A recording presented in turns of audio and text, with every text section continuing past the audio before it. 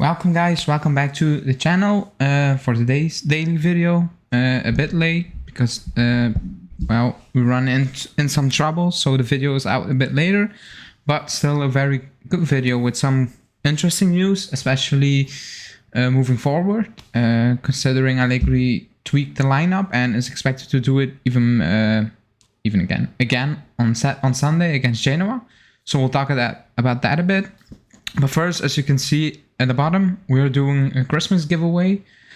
I think in about 2 weeks, we're giving away an official Juventus jersey. You can choose the name, number, and basically you can put your own name on the back if you want. But we're giving away an official Juve jersey very soon. So I think we will announce it probably next week, how you can win it. But one thing's for sure, you need to subscribe to the channel to make a chance to win it. So if you didn't subscribe before, subscribe and put on your notifications so you will be up to date on how to win the jersey in a couple of weeks. But yeah, let's get into the news. And basically the title of the show is Time is Up. A bit for Kulusevski and Vlahovic. So we start with Kulusevski. And the news that came out from Romeo was soon Juve and Kulusevski's entourage could meet to talk about the situation. Dejan can become a player talked about in January with the Premier League around the corner. So we all not know, but we all have the feeling that Kulusevski could be leaving at the end of the season, maybe in January. It depends, but especially at the end of the season. Now, if it happens in January, I will be a bit surprised. But still, he hasn't really kicked on this season. Last season, I think he did okay. For his first season, he had very good numbers, to be honest. But just an overall, in general, this season, he struggled a bit. And that's not all his fault, because he hasn't got consistent amount of minutes. He got a few minutes here, then he got a start, and he got pulled at almost halftime and stuff like that. Like that's not how you're gonna improve a younger player, in my opinion. As young, like he is kind of experienced. He's still young, but he's not young like a Sule. So you need to trust him. Now, Chiesa's out, and Allegri moved to a 4-2-3-4-1. He changed formation to a 4-2-3-1. Now, according to rumors, Allegri is expected to keep playing like this, especially until the end of the year. Now, these are rumors, but it kind of worked against Salernitana. Against Salernitana, not a good team, but that's okay. Like, you need to start somewhere with changing the formation, and he did that. Maybe not at the start of the game, but moving forward into the game, he changed that, and we will talk about it on the podcast, on how the change of formation could change things for us, for the season maybe, in general. But now he has changed formation and Chiesa's out. Kulusevski should be getting more minutes. So now basically it's Kulusevski's time to shine. That's the reality. Like, he is expected to play more now until the end of the year. Again, it's 4-game 5 if you include the Champions League game. Is that time enough to basically convince Allegri into not selling him? I don't know about that, but I think he should be getting a fair a chance, because Bernardeschi, like, he's done. Like, he's out of contract. The rumors are he wants the same amount of money. He's not getting that because he doesn't deserve that. In my opinion, like, even 3 million, 2.5 million is a waste. It's a waste of wages to give him. So I think it's done. So you need to play Kulusevski. Also, because he's a player with value. That's why he's been talked about into leaving, basically. Now, to keep his value up, he needs to play. Like, Juve want to recuperate their money. That's around 40 million euros if all bonuses were being met. We were paying 40 million euros to Atalanta. So to recoup that money, he needs to have a value. And if you're not playing him, he's not having a value. Now, Premier League teams tend to overspend. Maybe they do again for Kulusevski. I mean, we need the money, so I understand like why he's on the market. But on the flip side, I don't understand why he's on the market when we have other players that needs to move on. But I've always said, like, we are in a situation where we cannot say no. We're not selling him, and we're keeping basically the debt wood, and no money's coming in, so we're not even improving on anything. And basically moving on or building on that story, Corriere dello Sport reported that Tottenham and Arsenal are following Kulusevski. Dejan is on the list of players who can leave in January along with Rabiot and Ramsey. Again, Ramsey, if you leave, we're not getting any money for him. I think we will just find a solution with him to end his contract. I don't know, something like that. Rabiot, I don't see him leaving. Why would he leave for Newcastle, who are playing, maybe not even staying in the Premier League? And other than that, no team has shown interest in Rabiot. So I think that's just false hope created by the media because they know he's not good enough. We all know he's not good enough, but I think a lot of teams out in Europe know he's not good enough. So I don't know. It's a weird one. But I think in the next coming days, Kulusevski will get a shot. It's up to him to show more, a bit more, and convince Allegri into staying. Because like Bernardeschi's out, he's a free agent. If you're selling Kulusevski, you're gonna need to replace both of them. And I don't think if we have that kind of money to do that. So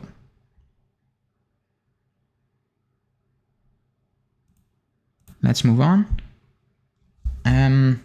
So the next thing was Vlahovic, because that's also on the thumbnail. Time is up, and I put that or re-put that thumbnail up because Arsenal, we know they're pushing, not to the extent to be worried about, but City is now in the race, and according to Corriere dello Sport, City are pushing. So the news is City and Arsenal are serious about Dusan Vlahovic.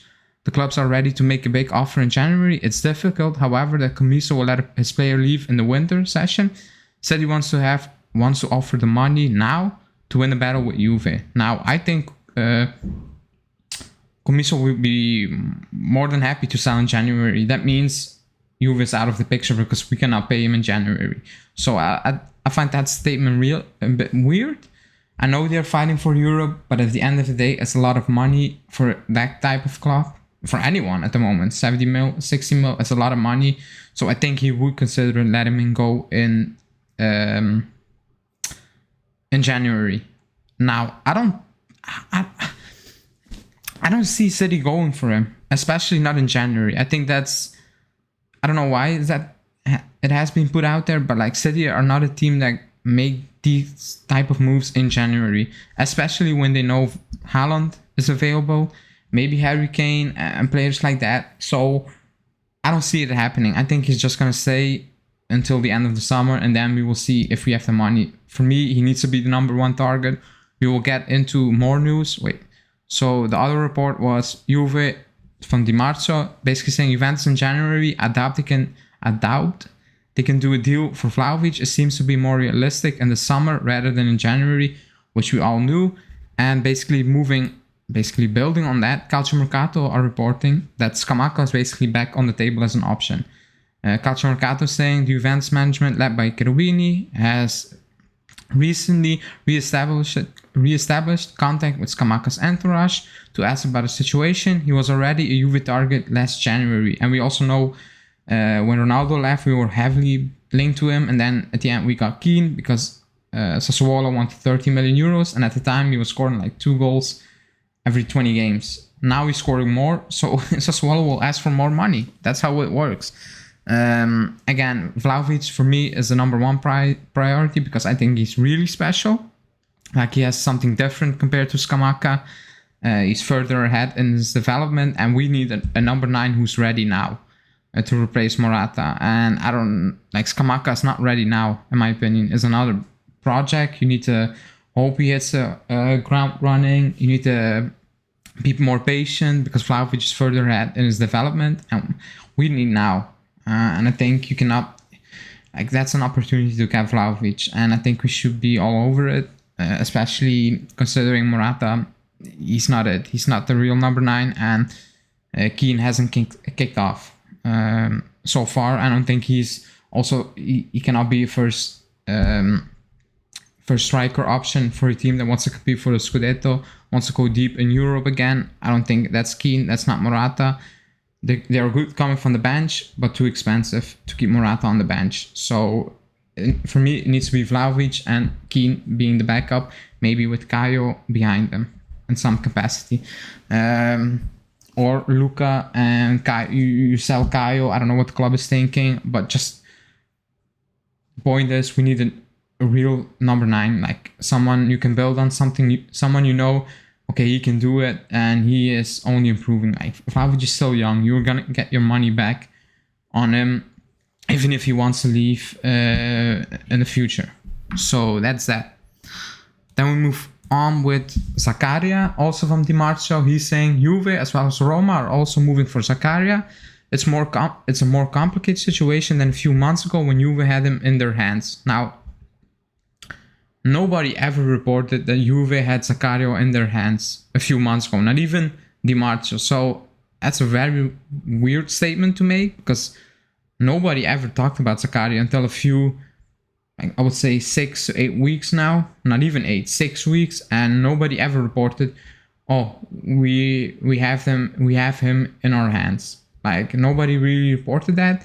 I always said I have the feeling he's not a real target. He's more about opportunity. He's young. He's very cheap because his contract ends in the summer. You can get him on the cheap, and I think he will improve our midfield. He won't solve every problem, but he will give us something we are missing at the moment.